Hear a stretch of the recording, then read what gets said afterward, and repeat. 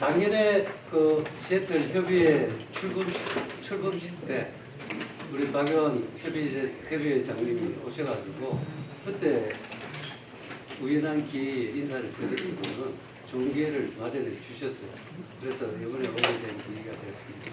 여러분들 활동하는 거 보니까 역시 알래스카 지혜지만은 저는 알래스카에서 앵커리지가 있고 페어뱅스가 있어요. 나중에 지도 나오면 알려드리겠지만은 앵커리지는 대부분 다 있어요. 페어뱅스는 없거든요. 그래서 작년 19기, 20기를 현재 하고 있습니다. 물론 그 이전부터 하려고도 했지만은 그렇지 못해가지고 제 학업상 여러 가지 조금 더 대학에 많이 종사하다 보니까 시간을 많이 내지를 못했습니다. 제가 오늘 요 앞에 그림 있죠, 그림. 네. 앞에 조금 전에 거기 박 회장님도 그러셨고 또 올해 뭐 오행시 말씀해 주실 때 동해라는 단어가 있었죠. 미국 작년 1918년도인가 몇 년 전에 DC 가서 내셔널 박물관을 가가지고 보니까 허만이라는 사람이 1719년도에 지도를 찍었어요. 전 세계 지도를. 좀 내려보시겠습니다.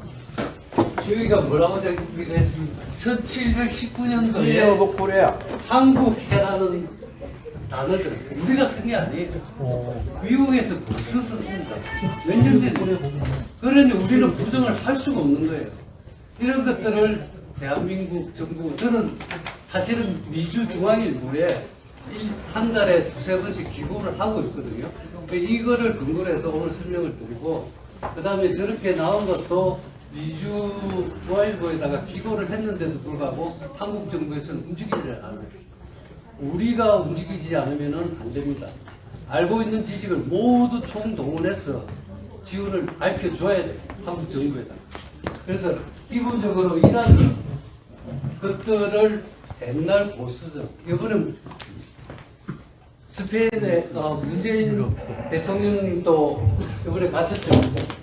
스페인 가든지 그러더라도 얼마나 오래된 지도들이 있습니까? 그때 독도라고 적기가 있죠. 한국해라고 적혀난 곳이 없습니다. 그래서 1719년도에 이미 미국에서 지도를 발간을 한 거예요. 여러분들도 한 가지 알아주셨으면 좋겠습니다. 이제 PPT 좀 부탁합니다. 저는 그 지속적인 그 한반도 평화 통일을 위해 가지고 제가 이곳이 극지지 않습니까? 극지이기 때문에 여러분들이 그동안 알고 계셨던 온난화, 지구 온난화 그런 것들에 대해서 조금 더 남들보다는 조금 더 지식을 쌓고 가고 왜 필요한지, 왜 우리가 지금 움직이지면 안 되는지 그 이유를 설명드립니다. 그래서 제가 오늘 말씀드릴 거는 사실 신북방 정책 중에 9가지가 있는데 그 중에 하나가 북극 항로예요. 북극 항로인데도 불구하고 그 북극 항로에 따른 지구 온난화 현상이 어떻게 반응이 나타납니까? 그 북극 항로라 하는 것은 기본적으로 여기 다 나타나가지고 9개 브릿지가 전부 관련돼가 있는 게 산업 쪽이에요. 우리 경제를 살리기 위해, 대한민국을 살리기 위한 거거든요. 그래서 보시면은 업부터 해가지고 수산부터 해가지고 산업단지까지 9개의 브릿지가 있습니다.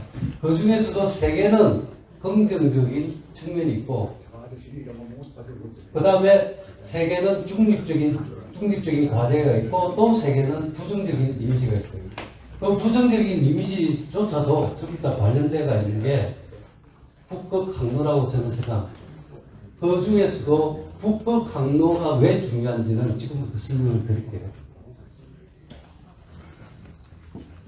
북방 정책 중에서 14개 국가들이 있습니다. 그 중에서도 저는 항상 늘 생각하는 게 러시아예요. 조금 전에 말씀드렸다시피 러시아, USSR, 소련 연방공화국일 때 그때 시기부터 해가지고 우리나라와 관련이 있습니다. 그거는 조금 이따 말씀드리고 그 9개 브릿지 중에서 가장 중심적인 역할을 하는 것이 러시아입니다. 땅덩어리 크죠? 지하자원 많죠? 모든 것이 통할 수 있습니다. 그래서 제가 주목받은 게 북극 항로라는 점이죠. 북극 항로에 관련돼가 있는 게 전부 다 관련되어 있습니다. 9개 브릿지가. 어떤 곳은 세 개는 부정적이고 세 개는 긍정적이고 세 개 브릿지는 중립적이라고 그랬죠. 아니요. 훅훅한 거 보니까 제가 관련이 다 돼가 있어요. 그래서 특히 외교, 산업, 국방뿐 아니고 문화까지도 전부 다 관련되어 있어요. 러시아가 그 중심에 있다는 거죠. 그런데도 불구하고 하나는 러시아에서 가장 싫어하는 이야기를 하고 있어요. 나토라고. 나토 우크라이나하고 관계가 있죠. 아니에요. 러시아가 한국에 왔는 공군들하고 말로만 MOU를 받고 No action이라 해갖고 나토라고 해요. No action to talk. 말로만 하는 거예요. 거기 MOU를 맺고 있는 게 오래되어 있어요. 근데 실제적으로 행동을 안 하니까 결과가 없는 거죠. 이런 것들이 공무원들이 왜냐하면 공무원 특성상 한국은 3년만 하면 교체가 되거든요. 자기가 3년 동안 하는 동안에 실적을 내고 바꾸는 거예요. 진급을 하고. 그러나 일본이나 미국 보면은 전문가들이 다 들어가 있어요. 전문가들이 들어가 있고 지금 현재 한국도 많이 바뀌고 있어요. 후배 중에 박사를 끝낸 친구들이 여러 기관에 들어가가지고 과장급 이상으로 활동을 하고 있습니다. 그게 막 반반이면 좋은데 그렇지는 못하거든요. 그래서 행정이나 행시를 본다든지 그 다음에 외무고시를 본다든지 여러 고시를 봐가지고 5급으로 들어가죠. 이것만 아는 거예요. 실제적으로 산업에 뛰어들 수 있는 여건이 안 됩니다. 그래서 러시아에서 가장 이야기하는 게 나토 MOU라고 해가지고 아주 안 좋게 생각하지만은 사실은 러시아가 우리나라 협력했을 때 그 결과는 엄청 무궁한 이득을 볼 수 있는 것이 대한민국입니다. 사실은 러시아는 조금 전에 말씀드렸죠. USSR, 소련이 돈을 엄청 많이 빌렸거든요. 우리나라에 언제? 채무불능 때. 1998년도 모노토리움 때 돈을 못 갚는 거예요. 돈을 못 갚으니까 뭐로 하겠어요? 그때 생긴 게 불법 사업입니다. 불법 사업이라고 많이 들어보셨죠? 탱크도 가져오고 미사일도 가져오고. 왜? 구소련 시대 때 있었던 물건들이 여러분 잘 생각해 보세요. UAE 아랍에미리트 연합 거기 우리나라 뭐 수출했습니까? 국방산업 천국이죠. 그게 얼마짜리입니까? 4조 원짜리입니다. 그 기초가 돼가 있는 게 불금 사업 때 러시아에서 받은 미사일이었습니다. 엄청난 양이죠. 우리나라는 돈으로는 직접 안 받았어요. 물건을 받았어요. 군사 무기를 수입했어요. 그게 불금 사업이에요. 그리고 또 2008년도 여러분들 잘 아시죠? 세계 경제가 망했죠. 리먼 브라더스 사건으로 다들 힘들었지 않습니까? 그때도 그렇고 2014년도 러브라 폭락됐을 때 우리나라는 특히 2008년도 세계 금융위기가 왔을 때 삼성은 건물을 가지고 있었어요. 모든 나라의 기업들이 다 나갔어요. 토요타까지. 그러나 현대 모든 한국 기업들이 자리를 지키면서 러시아에서 필요한 기업들에게 자리를 빌려주고 지원을 해줬어요. 거기 끝나고 나서 러시아로부터 돈을 받은 거죠. 그래서 신용이 기반되어 있습니다. 신뢰가 기반되어 있습니다. 그럼 우리나라는 러시아와 끊을 수 없는 위치에 놓여져 있는 거죠. 그리고 또 하나는 이게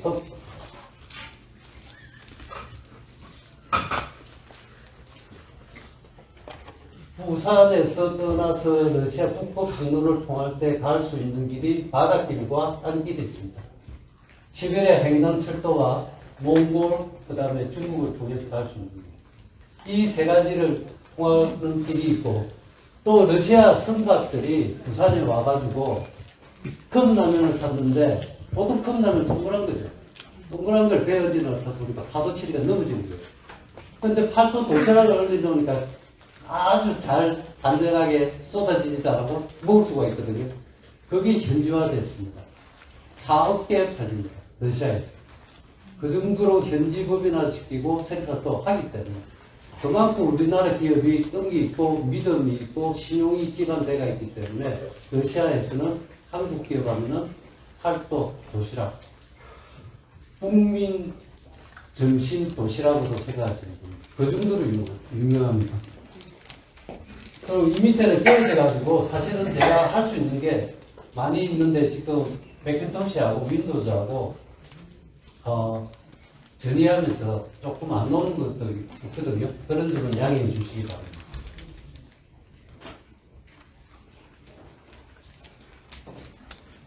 그래서 북방 항로가 왜 중요하냐.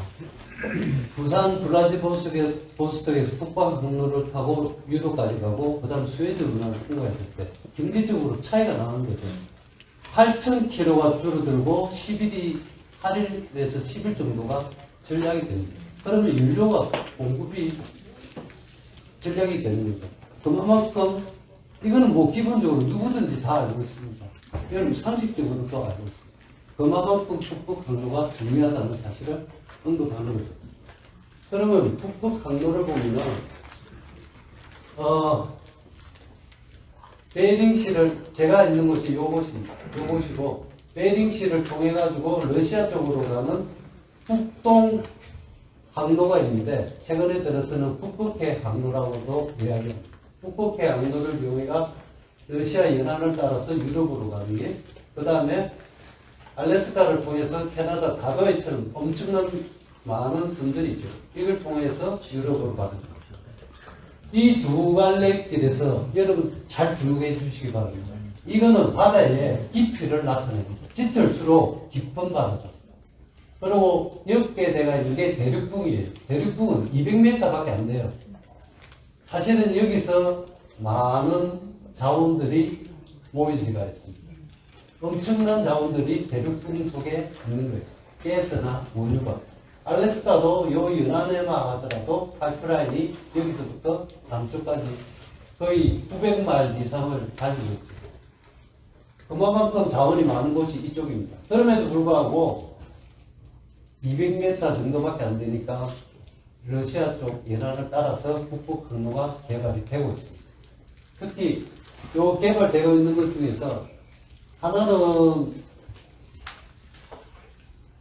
사실은 이게 북극해 항로 중에서 러시아에서 캐나다 처치일까지 연결되는 게 아크틱 브리지라 해가지고 다른 항로예요. 근데 여러분들은 뭐 굳이 이것까지는 아실 필요 없고, 알래스카에서 중간에서 끊었을 때 북극해 항로, 캐나다는 북서 항로라고 하시면 됩니다. 이 동그란 게 아크틱 서클이라고 하는데 아십니까? 혹시나 해가 여름철엔 지지가 않고 저선은 안으로 들어왔을 때, 요 안으로 들어왔을 때 여름철에는 해가 지지도 않고 겨울철에는 해가 뜨지도 않는 것을 않는 선을 아크틱 서클이라고 합니다. 북위 66도 33도, 남쪽도 마찬가지겠죠. 그래서 이런 점들도 제가 있는 알래스카에서는 직접 관측을 나갈 수 있습니다. 그리고 또 하나, 조금 전에 가스 이야기 하셨죠. 가스프롬이라고 들어보셨습니까? 러시아에서 세계 최대의 가스를 생산하는 회사입니다. 가스프롬은 전 세계적으로 봤을 때 가장 유명하고 특히 유럽 쪽에 가스를 공급하고 있는 파이프라인을 만들고 있습니다. 청색이 기존에 움직이는 파이프라인이고, 가스 파이프라인이고, 그 다음 빨간선이 계획돼가지고 앞으로 건설될 파이프라인입니다. 이게 거미줄처럼 엄청나죠. 이러니 유럽 선진국들이, EU들이 꼼짝을 못하는 거예요.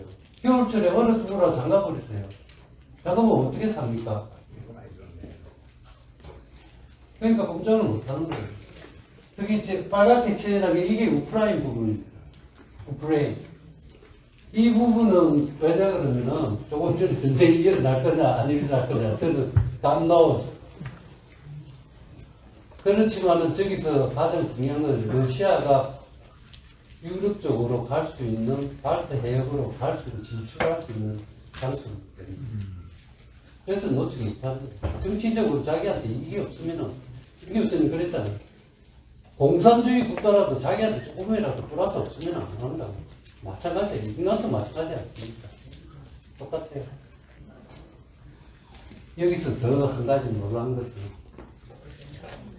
제가 휴스턴을 봤을 때 가스든 오일이든 프로페인이든 파이프라인에 소스, 스타트 지점이 있더라고요. 제가 엄청나게 놀랐어요. 알라스카는 하나밖에 없거든요. 근데 휴스턴 보니까 엄청난 양이 가는 거예요. 아셨습니까? 그러니까 점검이 된 거예요, 그냥. 저는 알라스카에서 하나만 봤거든요. 이걸 보니까, 야, 미국에서 이렇게 많은 파이프라인이 있었던 줄, 본토, 여기 계신 분만 아마 아실 거예요. 근데 본토에서 전부 다 가스 쓰거나 오일 쓰거나 다 쓰지 않습니까? 그 엄청난 양이에요. 이 양을 쓴다는 것은, 저는 여러분들이 대단히 부자라고 생각하는데, 제가 봤을 때는 어떻게 생각하냐면, 이런 화성연료 쓰면은 대개로 나오는 게 가스입니다. CO2입니다. 그게 걱정되는 거예요. 한편을 생각하면. 그래서 지금부터는 조금 더 이제 북극 항로를 이야기하면서 말씀드리는 게 최근에 러시아의 야말 반도에서 엄청난 가스 매장량이 개발이 됐습니다. 그걸 만든 회사가 노바텍이라 해가지고 삼성중공업에 엄청난 LNG선을 주문을 해요. 그게 몇 조 원입니다. 오부가 같이 쓴다기 LNG죠. 그만한 양을 우리나라에서 감당을 못하니까 삼성중공업에서는 블라디보스토크 옆에 보면은 스베저다라는 조선소가 있어요. 아주 작은 조선. 거기하고 또 협력을 합니다. 그러니까 우리나라가 러시아를 통해서 나갈 수 있는 곳, 특히 블라디보스토크와 부산에 물류 따지고는 엄청난 양이 들어갑니다. 지금도 들어가고 있어요. 그래서 이런 블라디보스토크를 이용했을 때 엄청난 교두부 역할을 할 수 있다는 거죠. 지금 블라디보스토크 가면은 K 문화라든지 한국에 대한 거는 굉장히 많다고 그래요. 유튜브 한번 보세요. 한국 유튜브들이 거기서부터 시작해서 갑니다.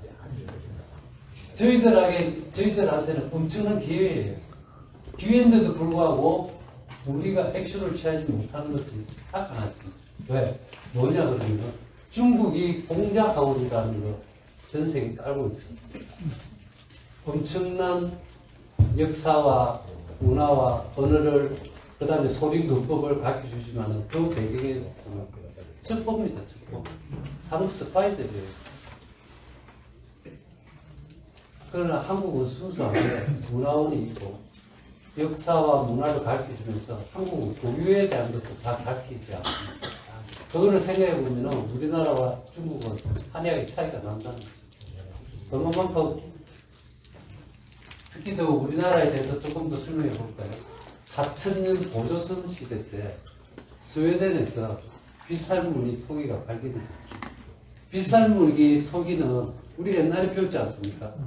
한국에서만 발견됩니다. 고조선 때, 4,000년 전에, 당군 조선 때. 그런데도 불구하고 우리나라에 있는 고조선 선조가 그쪽으로 어떻게 이동했을까? 우즈베키스탄에 보면은 당군 조선의 얼굴이 찍힌 코인이 있어요. 연결돼. 우리나라 사실은 엄청난 민족이에요. 대한민국이. 교육을 안 시키고 교육을 전부 다 일제시대 때 전부 다 말살을 시켜서 그렇지. 우리나라는 엄청난 민족이에요. 명석하고 뛰어나고. 한 가지 예를 더 들을까요? 6.25 터지고 나서 조금 전에 북한에 대공 비행기 가지고 폭파 다치게 민두산 됐더라고요. 한국이 민두산 돼가지고 식목한 나라에서 이렇게 부강한 식목된 나라가 우리나라 외에는 없어요. 역사상 찾아보세요. 그거는 100% 제가 이야기하는 게 아니고 외국 학자들이 이런 민둥산에서 한국이 산업노파가 된 나라는 없었다는 거죠. 그만큼 한국은 대단한 우수한 민족입니다.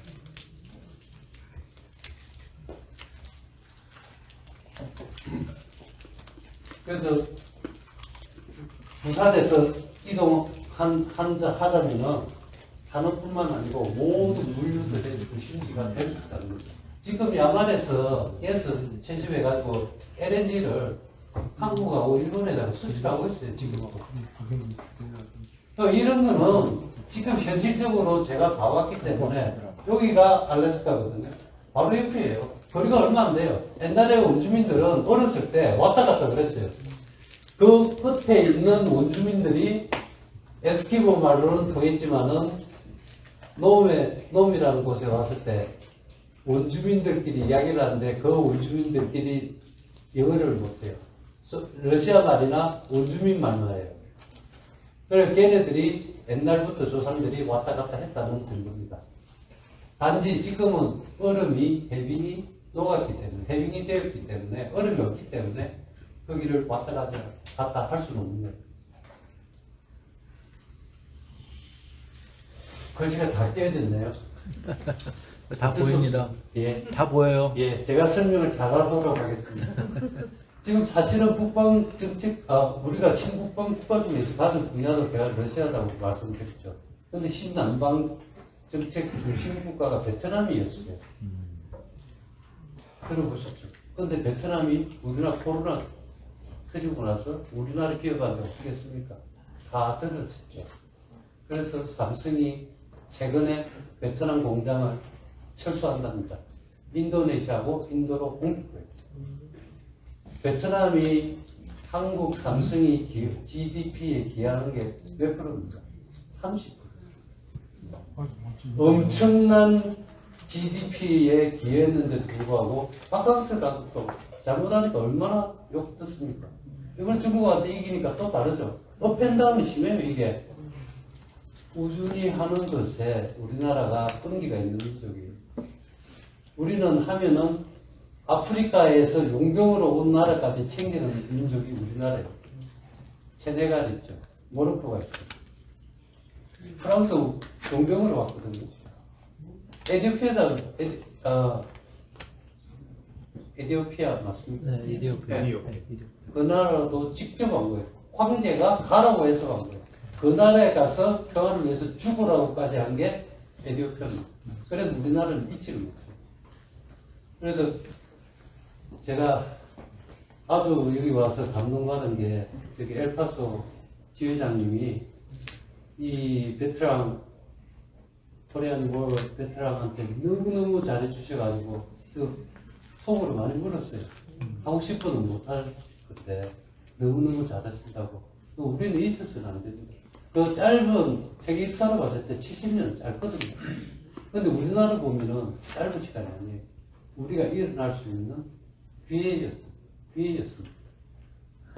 그래서 헝가리도 나왔죠. 아까 러시아가 가장 먼저 친 공은 우리나라 기업 중에서 가장 먼저 간 곳이 헝가리입니다. 헝가리가 먼저 할 때 베트남처럼 우리나라 LG나 배터리 기업이나 그 다음 삼성이나 모든 기업이 가가지고 유럽으로 진출할 수 있는 교두보를 만든 것이 헝가리예요. 헝가리 우연찮게 쇼트트랙에서 헝가리 선수가 또 실격 당해가지고 우리나라하고 같이 심판들한테 어필하지 않습니까? 우연한 기회는 모르지만은 저도 준비를 몇 개월 전부터 준비를 하면서 헝가리는 우리나라하고 아주 밀접한 관계가 있습니다. 그리고 또 하나가 우즈베키스탄 말씀드렸죠. 형제의 나라라고 그러지. 우즈베키스탄하고 그 주위 스탄이라고 하는 것은 뭐 어떤 땅이라고 그래요. 죄송합니다. 어떤 땅이라고 그래요. 그래서 그쪽 중에 스탄이라는 친구 중에 한 명이 거기 대사로 와가지고 있었던 친구 이야기 들어보니까 뭐 투르크 언어를 쓰는 민족은 거의 다 같은 민족이에요. 그게 한반도하고 관련되어 있어요. 네, 그래서 조금 전에 말씀드렸다시피 우리나라가 할 수 있는 게 너무 많다는 거예요. 두 번째 텍사스 와서 놀란 거는 작년에 알라스카보다 2월 달에 더 추웠다는 거죠. 따뜻하다고요? 뻥치지 마세요. 꼭 1년 전이지 않습니까? 텍사스에서 1895년도 온도 기록한 이래로 갱신이 된 거예요. 그게 작년에 왜 그런 줄 아십니까? 그래서 풀어봤어요, 제가. 원래 지구가 돌면은 공기도 돌고 물도 돌거든요. 이게 도는 게 소위 혓바닥처럼 추운 공기가 쭉 내려오다 보니까 텍사스는 추운 거죠. 반대로 이 서부 해안이죠. 서부 해안은 여기보다 따뜻한 거예요. 그렇기 때문에 차이가 나는 겁니다. 이거는 한 예지만은 제가 전반적으로 밝혀드릴게요. 보여드리고. 그림으로서 보여드려야지 뭐 말로 한다고 설명한다고 다 알 수 있습니까? 그렇기 때문에 이 지역을 봤을 때 내려올 수밖에 없는 이유가 앞뒤에는 폴라볼텍이라고 해가지고 뱅글뱅글 도는 공기가 있어요. 찬 공기가. 근데 성층권 대륙거리라 해가지고 10km까지, 그 다음 10km에서 50km까지 성층권과 그 다음 대륙거리 있는데 공기가 흐른다고 생각하시면 돼요. 흐름이 다르다는 거예요. 근데 10km에서 우리가 외국, 한국 갈 때 그 선을 타고 가거든요. 거기 있는 곳이 제트길입니다. 제트스트림이 10km에서 움직이는 거예요. 조묘하게. 그러니까 여기서 한국 갈 때 제트스트림을 어게인스트 하기 때문에 느린 거예요. 그럼 올 때는 빨리. 공기를 타는데 딱 앉아보세요. 그냥 흉을 오죠. 2-3시간이 빠르다는 거예요. 그게 차이입니다. 그래서 성층권에서 움직이는 공기에 의해 가지고 여기는 그렇게 많이 움직이지 않아요. 왜? 고위도에 있으니까. 고층에. 근데 대륙권에 있는 10km짜리는 움직이거든요. 어떨 때는 강한 바람이 불면은 이쪽으로 내려갔다. 제트 스트림이 타고 내려오면은 여기까지 내려오는 거예요. 그 대신에 여기 거는 올라가겠죠. 그래서 오기 전에 제가 여러 가지 미주 중앙일보에 낸 것 중에 하나도 요 내용이 포함되어 있습니다. 그래서 텍사스가 추우면 알라스카는 따뜻하고 알라스카보다는 동부나 유럽 쪽이 똑같아요. 근데 그 대신에 텍사스가 추우면 한국도 엄청 춥습니다. 이거는 시소 현상이거든요. 시소 타면 한쪽은 내려가죠. 한쪽은 올라가죠. 따뜻하면 추워지고 따뜻하면 추워지고 그렇게 시소로 바뀐다고 해가지고 클라이메트 그 용어로는 시소 현상이라고 알아두시면 좋습니다. 2월달을 이거는 2월 10 며칠이었죠. 조금 전에 2월달 전반적으로 보니까 하얗게 돼가 있는 게 평균에 비해서 추운 거, 빨간 것은 평균에 비해서 따뜻한 거. 이거는 제가 나타낸 게 아니고 미국 나사에서 관측한 기록입니다. 그래서 실제적으로 보니까 2월달 평균을 보니까 진짜 추워요. 휴스턴까지 내려왔어요. 추운 공기가. 그래서 제트 기류가 요렇게 내려온 것을 나타냈죠. 그래서 좀 말씀드렸죠. 알라스카 이쪽이 따뜻하면은 동부나 유럽 쪽은 따뜻하다. 치수 현상이 일어납니다. 이것을 작년에 1년 동안 평균을 내볼게요. 극지방의 역시 온도에 민감하게 다른 곳보다 따뜻합니다. 그래서 극지방에서 온난화, 지구 온난화가 가장 빨리 느낄 수가 있는 거죠. 알래스카 여기 있죠. 알래스카 크기가 텍사스, 캘리포니아, 몬타나 합친 것보다 더 큽니다. 가장 크죠. 근데 인구는 적거든요. 그리고 온도를 보니까 그동안 장기간 온도 패턴을 보니까 북쪽으로 갈수록 온도 변화가 더 심하다는 거죠. 이거는 지구를 봤을 때랑 똑같은 거죠. 이게 적도고 북쪽으로 갈수록 온도 변화가 더 심하다는 거죠. 즉 말해서 극지방의 클라이밋 체인지, 기후변화, 온난화 이런 것들이 빨리 나타납니다. 그럼 온난화가 뭡니까? 글로벌 워밍이 뭡니까? 반대되는 쿨링은 뭡니까? 모르시면 질문을 하세요. 기회입니다. 왜냐하면 워밍이라는 것은 온도 변화폭이 큰 거를 말해요. 춥고 더운 게 넓다는 거죠. 편차가 크다는 거죠. 많이 춥고 많이 더우면은 워밍이라고 합니다. 잘못하셨죠, 여러분. 아니죠. 그리고 온도 변화가 저는 것을 쿨링이라고 해요. 그렇게 차이가 나지 않습니다. 그러면 쿨링이 더 좋은 거네요. 아니죠. 사람이 살아갈 때 이 온도가 변해줘야만이 식물이나 성장해서 달라집니다. 들어가 있는 것은 일반적으로 수경 재배나 온실 재배를 할 때 일시적으로 1년 동안은 아니죠. 일시적인 기간만 식물이 성장할 수 있게끔 최적 온도를 조건을 맞춰주는 거죠. 그게 쿨링이에요. 그 알래스카만 보더라도 이런데 다른 걸 보면 어떡하겠습니까? 자, 이 그림은 제가 그린 게 아니고 노아에서 받은 그림입니다. 노아에서 1984년도부터 작년까지 해빙이 어떻게 변화를 하는지, 어떻게 줄어드는지, 얼마만큼 줄어드는지, 그거를 보여드릴게요. 근데 여기서 하나 더. 해빙이 줄어드는 것은 지금 따뜻하다고 말씀드렸죠. 따뜻한 거하고 몇 가지 요인이 있습니다. 그거는 보시면서 말씀드릴게요. 스타트 좀 해주세요. 네. 해빙이 줄어드는 속도가 러시아 쪽이 엄청나게 가파릅니다. 잘 보시면. 얼음 종류는 여기서 2001년 돼가지고 요 84년도 나오면 스톱 좀 했어요. 스톱. 여기 보시면 되거든요.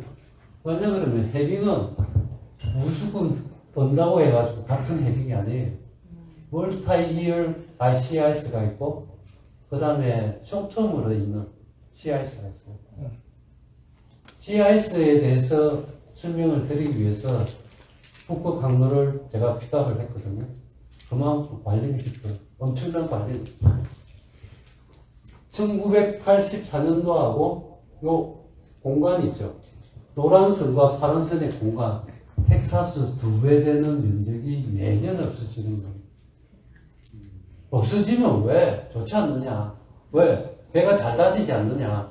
물론 산업적으로 그렇게 생각할 수 있죠. 그런데 사실은 그렇지 않아요. 산업이 있다는 것은 반대급부적으로 부산물이 있다는 거예요. 부산물이 뭐냐? 오염이냐? 환경오염이냐? 그 다음에 온난화에 대한 영향이냐? 두 가지 다 생각을 할 수가 있다는 거예요.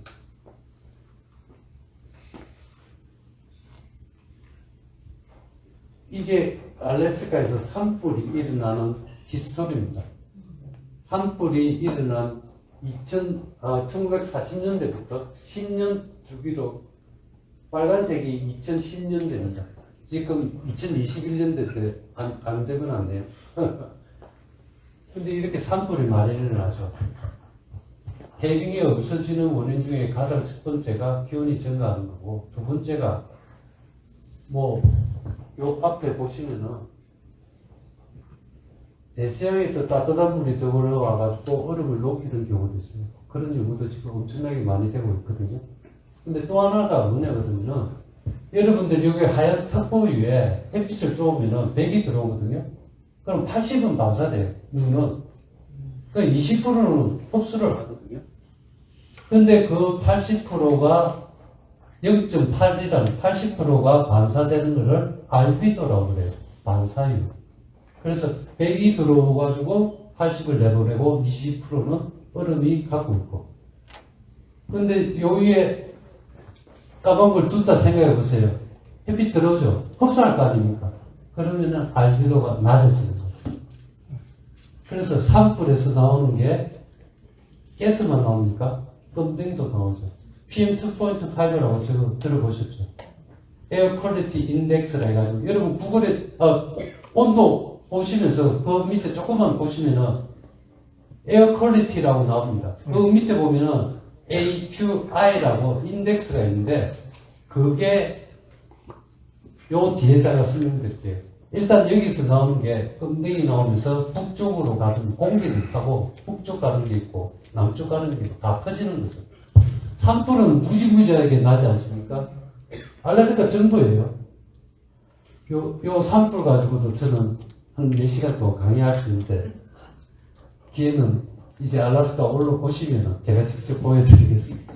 그래서 산불이 일어나게 되면은 사실은 음대에 의해서 북쪽으로 가고 CRC에 떨어지는 게 있고 글레이셔, 빙하에 떨어지는 게 있어요.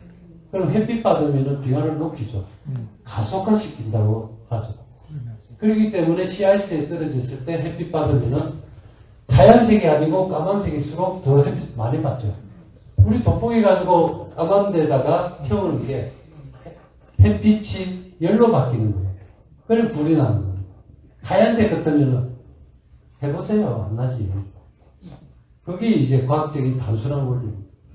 그래서 이런 햇빛이 북쪽으로 갔을 때 해빙에 영향을 주고 그 다음 남쪽으로 갔을 때 빙하가 발달할 때가 있는데 이 위에 떨어지면은 덜티 스노우라고 그래가지고 엄청난 더러운 아마 여러분 빙하 투어 해보시면은 깨끗하다고 생각하시죠? 아니 엄청 더러워. 지저분하고 물도 아유 물은 무슨 회색깔 물이지 빙하 넣으면 그 정도입니다.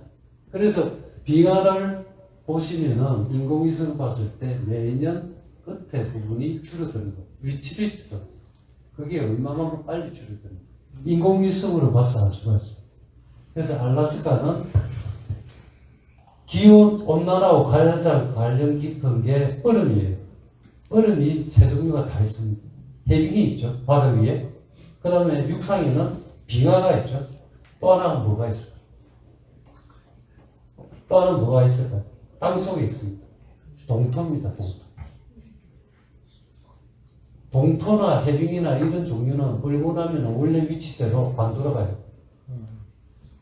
동토 중에 많이 녹아있는 CO2나 메탄 가스들이 대기로 방출됐을 때 지구 온난화를 가속화시킵니다. 거기 플러스 피드백이라 해가지고, 피드백은 컴퓨터 용어거든요. 한번 돌리면 계속 돌아가는 거예요. 피드백이. 그래서 지금 기후로 봤을 때 지구는 플러스 피드백, 포지티브 피드백으로 움직이고 있다는 거예요. 이 가속도가 얼마나 빠르면 지금 우리 눈으로 확인이 된다는 거예요. 옛날에는 먹고 산다고 못 봤죠? 지금 나타나고 있는 거예요. 우리 일상생활에서. 이걸 옆으로 돌리야 많이 나오는데, 조금 전에 Atmospheric Quality Index라 가지고 AQI라고 그러죠. 거기 PM 2.5 가지고 계산하거든요. 이게 설이 잘 됐네. 60 이하로 되면은 인체에 그렇게 해를 끼치잖아요. 한국에서 왜 KF94 마스크가 유명한 줄 압니까? 이런 것들이 중국에서 미세먼지가 날라오기 때문에 우리는 바로 쓴 거예요. 우리는 코로나 오기 전부터 사전에 예비를 한 거예요. 중국으로부터 오는 것을 알고 이런 코로나를 막을 수 있고 미세먼지를 막을 수 있고 할 수 있는 마스크를 제작해서 생산을 하는 겁니다. 얼마나 똑똑하고 승리지명 있는 인력입니다. 그래서 특히 이게 이 PM2.5가 뭐하고 관련되어 있냐? 코로나와 관련되어 있어요. 직접적인 관련은 없습니다. 뭐하고 관련되어 있냐? 기관지 질환이나 폐질환이 있는 기저 환자에게 치명적입니다. 천식 환자. 델타 변이 때 돌아가신 분 대부분 90% 이상이 어느 쪽입니까? 암? 아니에요. 부상? 아니에요. 기저 질환을 가지신 분들이 기관지나 폐쪽 질환입니다. 오미크론이나 이런 것도 전부 기관지 쪽이에요. 한 방에 훅 가는 게 이쪽입니다. 김영삼 대통령 돌아가셨을 때 뭐로 돌아가셨습니까? 폐와 관련돼가 질병으로 돌아가셨어요. 결국 그런 질병이 얘기한 게 이거와 똑같아요. 그래서 여러분들이 온도 보시면은 조금 더 올려가면 AQI라고 있어요. 그거 보셔가지고 100 이상 되면은 이 표시처럼 unhealthy air quality라 그러면은 마스크를 꼭 끼고 나가시기 바랍니다. 이거는 코로나 때문은 또 아니고, 그래서 건강을 위해서라도 모든 사람들이 필요할 거라고 생각이 들어서 제가 이 제도를 제출합니다.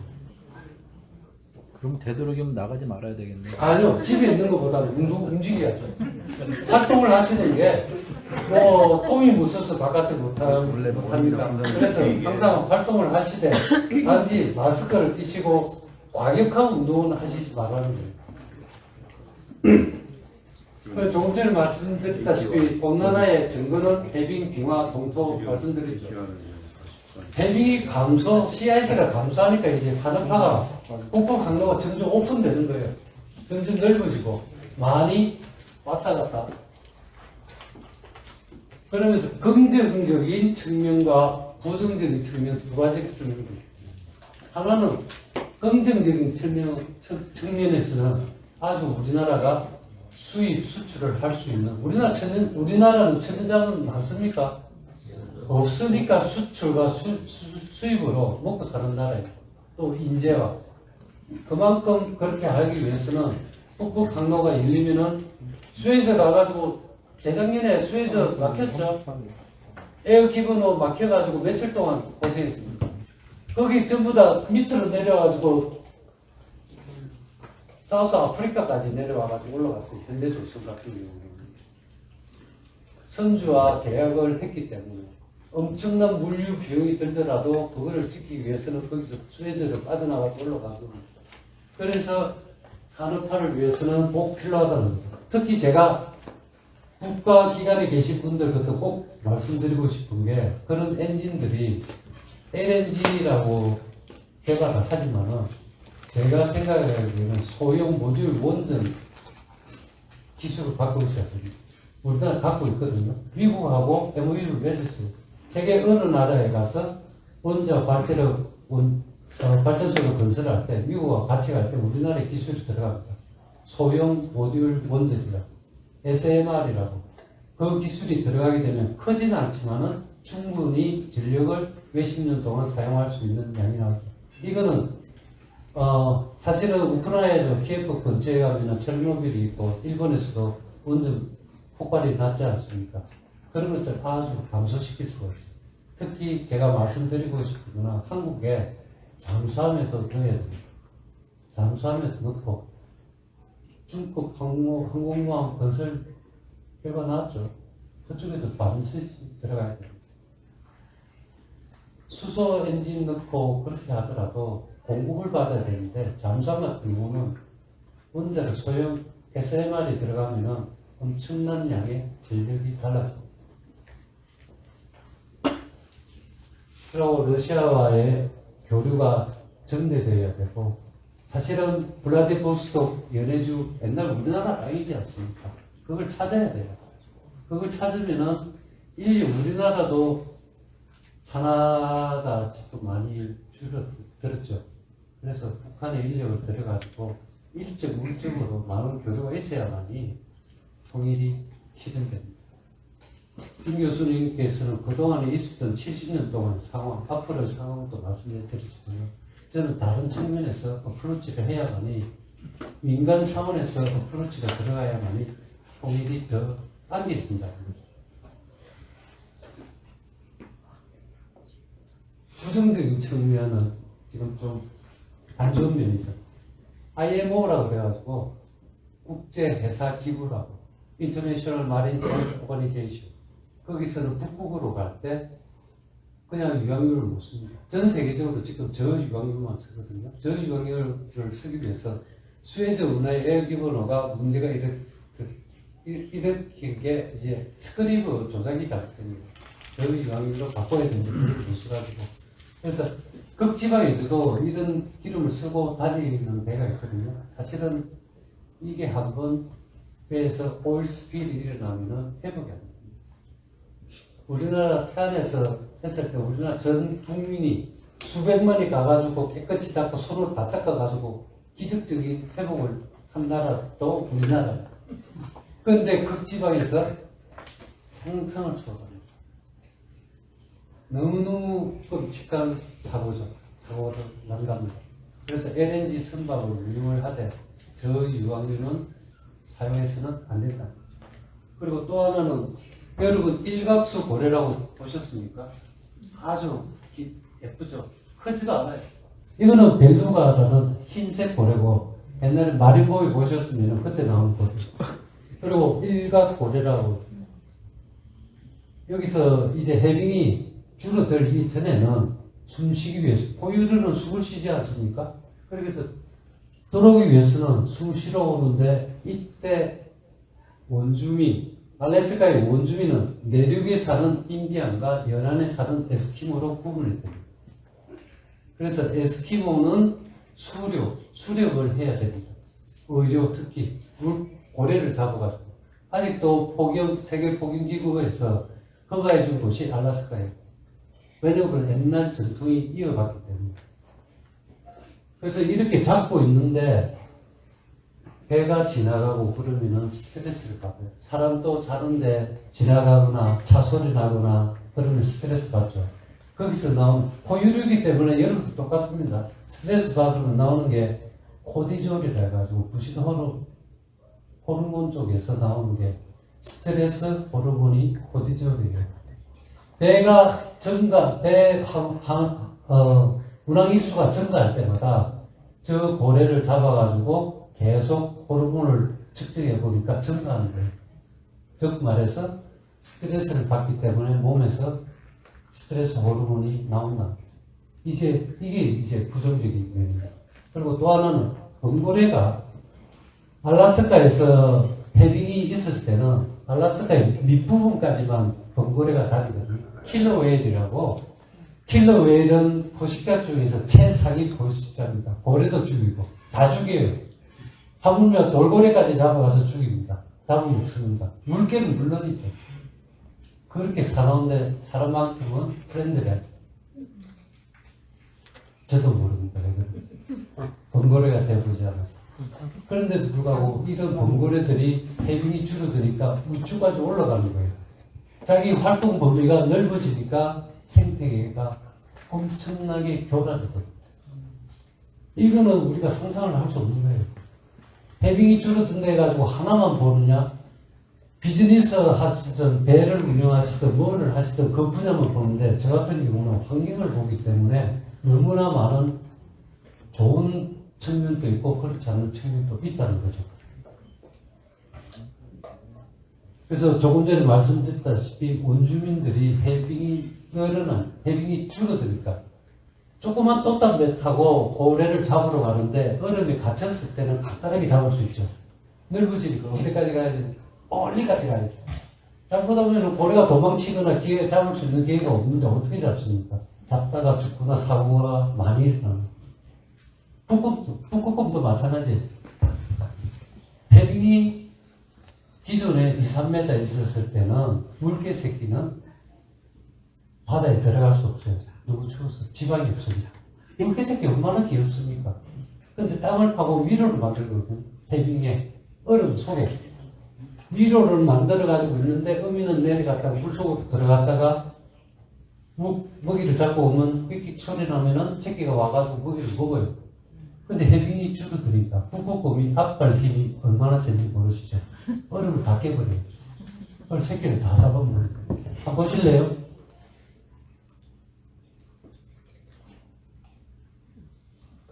이게 원래대로의 역할인데도 불구하고 해빙이 줄어들고 없어지니까 사냥을 못하는 거예요. 북극곰이 다이어트 합니까? 아니죠. 북극곰에 들어가 있는 펫은 4중, 5중으로 돼가지고 아무리 추운 얼음 물속도 북극해도 다른 수영을 할 수가 있어요. 최대 1000km까지 수영을 할 수 있어요. 석 달을 안 먹어도 6개월을 안 먹어도 돼요. 근데 먹을 때는 다 먹어야 돼요. 사냥할 수가 없는 거예요. 다이어트 하고 싶어도 못 하는 거예요. 먹이가 없는 거예요. 어떻게? 그러니까 사람들한테, 연안의 에스키모들한테 오는 거예요. 그게 알래스카뿐만 아니죠. 캐나다나 러시아 연안 쪽에는 북극곰이 많이 내려와요. 그리고 또 하나가 먹이가 없으니까 어미들은 한 마리에서 3마리 정도 새끼를 갖습니다. 어미 덩치가 이만하면 수컷 놈은 한 1.5배만 하거든요. 새끼를 잡으고도 할 수 없어요. 식인이에요. 식인이 일어나는 해빙이 줄어드니까 북극곰이 다니더라도 얘네들이 나 잡아라 하고 도망가 버리면 어떻게 할 수 있습니까? 못 잡아먹는 거예요. 그 정도로 심각합니다, 지금. 여러분은 따뜻한 곳에 있었죠. 저는 따뜻한 곳에 와서 줬습니다. 다시 가야 되지 않습니까? 이런 곳입니다.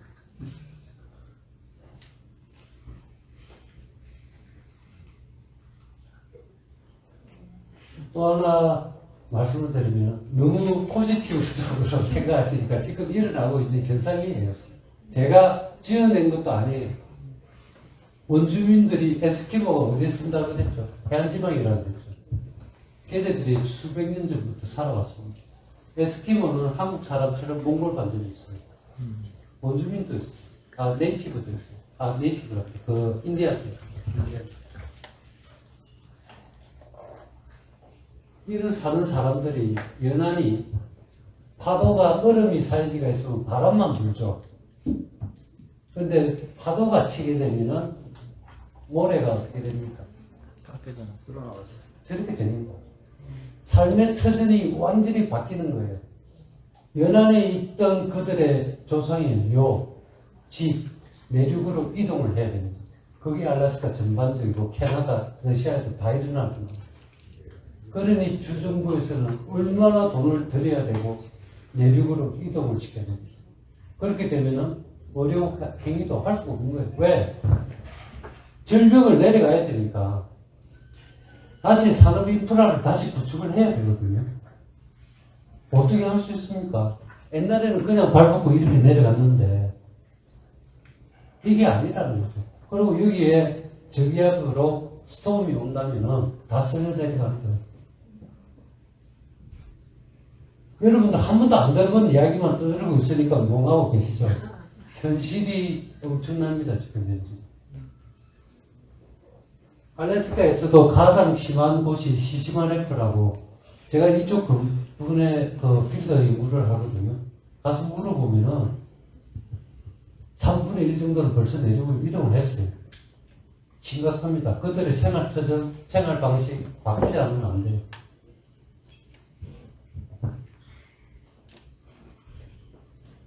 여기 보시면은 얼음이 있죠. 얼음이 있는데 저게 동토입니다. 연안에 인접해가지고 있는 동토. 동토는 빙하기 때 습지나 것들이 얼어가지고 그 안에 메탄이 엄청나게 들어가 있어요. 메탄은 CO2의 21배의 온실 효과를 나타내는 기체예요. 그래서 대부분 다 CO2로 전환시켜서 CO2를 바다 깊숙이 처리하는 기술이 발전되어 있는데 메탄 같은 경우는 그렇게 할 수가 없어요. 태우더라도 CO2로 바뀌고 이 얼음이 얼어져서 바로 다이렉트로 들어가게 되면 여기서 나오는 버블들이 전부 다 메탄가스도 어떻게 처리를 합니까? 이게 연안 쪽이에요. 심각한 거 마지막으로 하나만 더 말씀드릴게요. 미세 플라스틱 문제입니다. 미세 플라스틱 문제는 하와이 섬하고 본토 사이에 우리나라보다 2배 이상의 큰 플라스틱 섬이 있어요. 한번 찾아보세요. 플라스틱이 그냥 플라스틱이 아니라 그냥 날아갔죠. 햇빛 받죠. 파도 치죠. 그러면은 부서집니다. 눈에 보이지 않게 미세 플라스틱을 0.05cm 이하 마이크로 미터라고 그러죠. 그 이하 되는 게 미세 플라스틱인데 파도에서 공기에 뜨면은 바람이 휩쓸려 날아가요. 그게 이제 북극까지 가고 해류에 의해서 북극해까지 들어갑니다. 북극해에서 들어가는 미세 플라스틱이 왜 문제냐?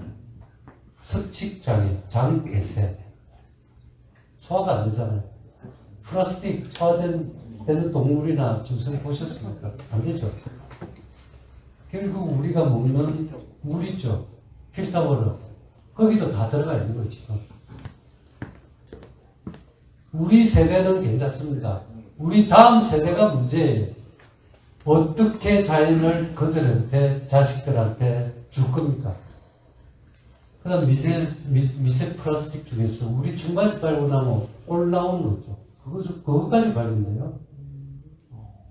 그럼 미세 플라스틱은 극성을 띱니다. 전하, 플러스를 띄고, 그 다음에 중금속하고 합쳐지면 그거는 오염 물질이 되는 거예요. 그게 발생하고 있는 거예요, 지금. 그리고 피라미드 중에서 가장 밑에 어류나 이런 것들에 의해서 먹으면 위에 인간이 그 어류를 먹지 않습니까? 가능하면은 여러분들한테 팁을 드리자면은 조기 좋아하시거나 꽁치 좋아하시더라도 내장은 드시지 마세요. 내장이 가장 맛있죠. 드시지 마세요. 이제. 여러분들의 건강을 위해서 드시죠. 특히 그런 점에서 미세 플라스틱 같은 문제는 저희들이 연구를 하고 싶어도 너무나 큰 범위이기 때문에 할 수가 없는 거예요. 대기고 어디든지. 한 가지 물어보는데 제가 알을 좋아하거든요. 예. 그럼 생선 알에도 무슨 미세 플라스틱이 들어있나요? 예, 제가 솔직하게 말씀드리겠습니다. 알은 그래도 나은 게 고니보다는 낫습니다. 충격적이죠. 근데 알도 저도 좋아하거든요. 부산 사나이라서 좋아하는데 가능한 장기 복용처럼 좋아하실 때는 드셔도 됩니다. 그렇지만 매일 드시는 것은 안 돼요. 과잉이 안 좋지. 평상시대로 드시는 것은 지금까지 건강하셨잖아요. 하시면 돼요. 감사합니다. 그렇기 때문에 건강을 위해서도 그렇고 아시아만이 경각심을 갖거든요. 모르면은 배워야 되지 않습니까?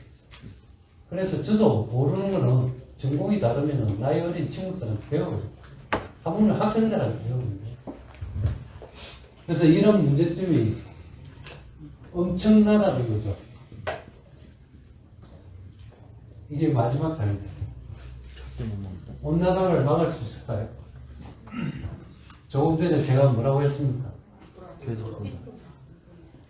한국에서 연락이 친구들한테. 야, 너 전문가니까 어떻게 막아봐. 야, 내가 그거 막을 정도 되면은 너 위에 있는 신이야. 할 수 없어요. 막을 수는 없대, 늦출 수는 있습니다. 어떤 방법으로? 우리 어릴 때 못 먹었을 때 보릿고개 넘어가신 분들 전약, 절수, 절전, 재활용 이런 것들이 필요합니다. 하지 않으면은 우리 다음 세대들한테 물려받은 자연을 못 줘요. 쇼킹한 이야기 하나 있고 사실은 하느님께서 우리 전부에게 오실 수 없으니까 우리에게 준 것이 어머니죠. 안 들어보셨습니까? 어머니가 오셨기 때문에 하느님 기도가 잘 들립니다.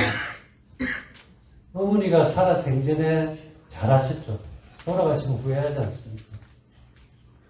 자연 중에서도 어머니라는 단어가 있는 곳이 딱 하나밖에 없습니다. Mother Nature. 잊어버리고 나서 후회하면은 늦습니다. 지금이라도 준비하고 우리가 경각심을 가지고 교육을 받지 않으면 다음 세대들한테 우리가 받은 자연을 물려줄 수 있는 의무가 있는데 불구하고 할 수가 없는 거예요. 잘 생각해 보시고 저는 이런 이야기를 할 때마다 한편으로는 막지 못해서 슬프다는 생각도 안 들어요. 지식을 전달해 주는 것은 단순해요. 실천이 문제입니다. 진짜 많은 실천을 해야 돼요. 그리고 자연은 알래스카에 산불 많이 일어났죠. 150년에 300년 있어야 자연이 복원이 됩니다. 원래 상태로 돌아오는 기간. 근데 온난화되면 이 기간이 늘어난다는 거죠. 300년 최대 돼야만이 복원을 하는데 500년이 갈 수 있고 600년이 갈 수 있고 1000년이 갈 수가 있다는 거죠. 못 기다립니다, 자연은. 자연한테 과부하를 주면은 그거를 이겨낼 수 있는 힘이 없어져요. 우리가 옛날에 6.25 때 잘 생각해 보세요. 그 피난민 시절 때 빨래하고 그러더라도 자연이 정화돼가지고 위에서 빨래하는데 밑에서 물 먹잖아요. 아팠습니까? 아니잖아요. 그만큼 자연의 정화 능력이 있습니다. 퓨리피케이션. 그만한 자연의 힘이 있는데도 불구하고 자연이 우리한테 모든 걸 줬어요. 알라스카에서 지금 겨울철 햇빛 없죠? 나는 여기 오니까 햇빛이 너무 감사한 거예요. 감사했습니까? 아니잖아요. 환경의 지배를 받는 게 인간입니다.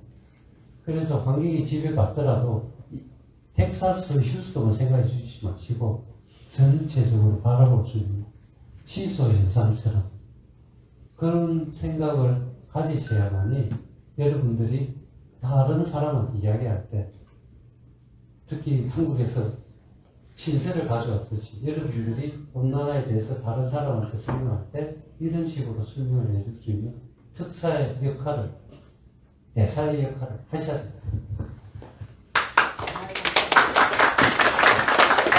제가 알래스카에서 가장 추웠을 때가 섭씨로 마이너스 40.75도까지 경험을 해봤어요. 어떻게 살아?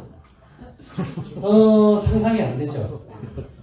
이 자리를 빌려서 제가 박협의 회장님한테 사실 올 연말에 시애틀하고 휴스턴 협의회에서 알래스카 그 북쪽까지 합동 강연회를 한번 해볼까 하는 생각을 갖고 있어요. 가장 의미 있게. 그래서 북쪽에 오시면은 제가 그 준비를 해가지고 일단 사전에 말씀을 드리고 준비를 한번 하려고 합니다. 제가 직접적으로 눈 결정을 찍어본 적도 알래스카 가서 처음이에요. 여기 내리면 높지 않습니까? 눈 결정 이야기로 높이에 따라서, 그 다음에 온도에 따라서 결정 형태가 무궁무진해요. 눈만 가지고도 연구한 곳이 알래스카에서 할 수가 있고, 볼 수가 있습니다. 제가 말씀드린 아크틱 서클이라는 게 있어요. 이게 선으로 되어 있는 게 아니고 표시만 되어 있는 거예요. 거기에 북방권에 들어갔다. 그래서 관광 상품으로도 쓰고 있습니다. 한번 산보하고 나면은 이런 모습입니다. 한번 여러분들이 상상을 하실지, 텍사스 작년에 추웠는데 얼마나 추웠을까라고 생각하시죠? 여러분들 온도 체감하고 또 다른 거예요. 그러고 컵라면 먹고 딱 채워놨다 하룻밤 채워놓으니까 젓가락에 그냥 붙어 있는 거예요. 이게 알래스카. 또 비누방울 장난이라든지 많이 할 수 있거든요. 그 사진 다 빼는데. 오로라 마지막으로 저 동영상 하나 보면서 마치도록 하겠습니다. 이게 제가 찍은 거를 이제 편집해가지고 이제 1초에 20장에서 30장 정도를 합쳐가지고 넣는 거예요. 이거 찍기 위해서는 카메라도 좋아야 되고 추위에서도 견뎌야 되고 그 다음에 편집하기 위해서는 시간도 많이 들여야 되니까 오로라에 대한 것도 설명을 간단하게 이게 파랗게 보이죠. 그린 색깔로. 그린 색깔은 태양 흑점 반응에 의해서 흑점 폭발에 의해서 튀어나오는 전하가 그러니까 북쪽으로 하면 플러스, 남쪽으로 하면 마이너스. 플러스 마이너스 마그네틱이 있지 않습니까? 대기로 들어올 때 200km 상부에 있는 산소하고 부딪히면은 녹색 색깔을 띱니다. 그게 오로라. 녹색 오로라. 빨간색은 질소. 나이트로겐하고 반응했을 때 붉은색입니다. 그 믹스돼가 있는 게 이제 보라색 같으니까. 여러 종류가 나타나고 모양은 6종류인데 그 모양을 전부 다 보여드릴 수 없죠. 왜냐? 저도 찍어야 찾아야 되는데 평생 가도 나올까 말까 하는데 6종류가 그래도 여러분들을 한 번도 안 보시기에 제가 준비를 해봤습니다. 이상입니다. 혹시 질문 있습니까? 네, 질문 있으시죠? 아니 그 플라스틱 문제도 상당히 심각한데 적어도 플라스틱을 생산하는 공장에다 몇십 배 특별한 세금을 붙인다든가 아니면 거기를 좀 제대로 해서 플라스틱 생산을 막으면 다른 대체 물이 나올 수 있지 않을까. 그렇죠. 많은 아이디어가 나올 수 있죠. 네. 특히 저 한 가지. 근데 왜 그걸 못하는지 그게 좀 궁금해요. 저희들이 편하게 살기 위해서 사용하는 게 플라스틱. 맞습니다. 그러기 위해서는 한번 편해지면은 더 편해지기를 원하는 인간 속성이라고 생각합니다. 그래서 이런 것들이 다시 재활용되고 하면 되는데, 그래서 여기에 보면은 재활용이라고 그러죠. 이거 모여가지고 같이 넣으면은 녹여가지고 재활용하거든요. 이 컵으로 나오는 게 아니고, 여러분들이 그 물건 끼어지지 말라고 사는 뿌찌뿌찌 뽁뽁이나 그 다음에 여러 가지로 나오거든요. 그런 식으로 활용이 됩니다. 종이 같은 거는 태우면은 이제 가스 쪽으로 나오는데 이것도 높여가지고 다른 거로 쓰죠. A4 용지라든지 이런 식으로 많이 활용이 되는데 그래서 계몽이 필요합니다. 계몽. 말로만 계몽이 아니고 내 스스로가 집에서 제 한 가지 말씀을 드리자면은 샤워하고 나면은 보통 그냥 나오죠. 나와가지고 닦지 않습니까? 저는 안 그럽니다. 손으로 빨가벗었을 때 머리 물기 다 빼고 팔에 물기 다 빼고 다리에 있는 거 다 빼고 닦습니다. 물이 얼마만큼 절약되는지 한번 찾아보세요. 유튜브에도 영국 애들이 계산을 했습니다. 그 물이 수분에 들어가지고 다시 빨래로 미국 애들 특히 더 그러죠. 한 번 파울 쓰면은 버리잖아요. 바로 빨아야 바로 빨아야지. 그런데 오미크론 태어나고 나서 호텔 가보세요. 다시 그걸 말려서 쓰지 않습니까? 저는 일주일 쓰거든요. 매일 쓰는 게 아니니까. 네. 일주일 사용합니다. 그러니까 그런 식으로 사용한다든지 또 하나는 나무를 우리는 젓가락을 사용하지 않습니까? 나무 젓가락보다는 저는 쇠 젓가락이 좋습니다. 그래서 그런 식으로 특화된 분야에서 할 수가 있고, 특히 전화기에는 우리가 발견할 수 없는 미세 금속이 있습니다. 그게 히토류라는 금속인데, 그거를 재활용했을 때 나오는 금이라든지 1g에 10억한 금속도 들어가 있습니다. 그거를 재처리할 수 있는 공장이 필요한 거죠. 정부에서 지원해야 됩니다. 산업화가 되기 때문에. 그래서 그런 점에서는 저는 100% 찬성하지만 우리가 알고 개몽을 해야 됩니다. 유럽에 여행 갈 때 보면 상당히 많은 나라가 해야 됩니다. 그쪽으로. 다 일회용 용품을 거의 안 쓰는 걸 보고 그렇죠. 컵이죠. 놀랐어요. 네. 여기서처럼 컵을 다 사용하죠. 예, 맞습니다. 플라스틱은 안 주죠. 예.